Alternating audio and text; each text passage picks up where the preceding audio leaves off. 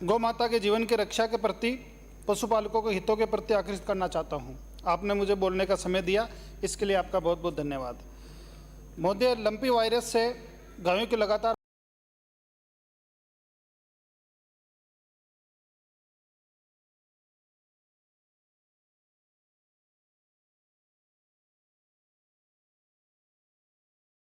मौत हो रही है। धन्यवाद देना चाहता हूं उन गौ भक्तों का, उन सामाजिक संस्थाओं का जो जोर शोर से, जी जान से गौ माता को बचाने के लिए जुटी हुई है।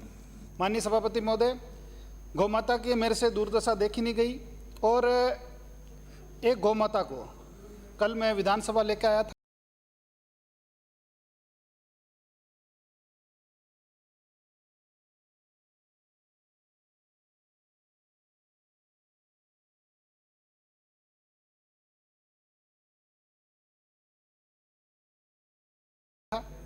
2023 में कांग्रेस सरकार को लगेगा और इसको जड़ से उखाड़ फेंकेगी गौ माता, मैं आपको दूसरा। माननीय सभापति महोदय, राजस्थान में पिछले 3 महीनों से लंपी वायरस से गौ माताओं पर कहर बरसा रहा है।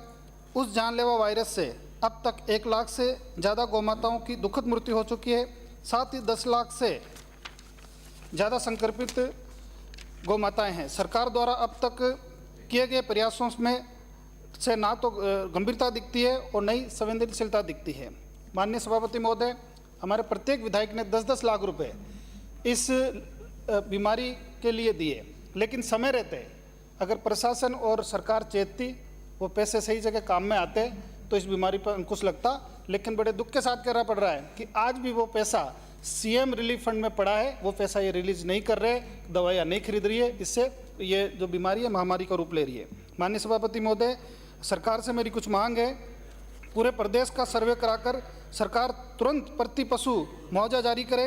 सरकार पशु पालन विभाग में तुरंत चिकित्सा कर्मी एवं अन्य पदों पर आपात भर्ती करे। इस बीमारी को तुरंत राज्य आपदा घोषित करे। गौशालाओं, व्यक्तिगत गौपालकों तथा बेसहारा गोधन को इस तेजी से फैल रही महामारी से बचाने के लिए युद्ध स्तर पर टीकाकरण अभियान चलाया जाए। जिन पशुपालकों ने विभिन्न बीमा कंपनियों से अपने गोधन का बीमा करवाया है, बीमा कंपनियां अब क्षतिपूर्ति करने में असमर्थता व्यक्त कर रही है। ऐसे गौपालकों का एक अल्पकालीन सर्वे कराकर उनकी क्षतिपूर्ति की व्यवस्था करें। गौपालकों को नया पशुधन खरीदने के लिए ब्याज रहित ऋण दिया जाए। गौशालाओं का अनुदान तुरंत जारी करें। संपूर्ण प्रदेश में हजारों की संख्या में गोधन स्थान स्थान पर मृत पड़ा है, जिसके कारण से प्रदेश में बहुसंख्यक समाज की भावनाएं आहत हो रही है।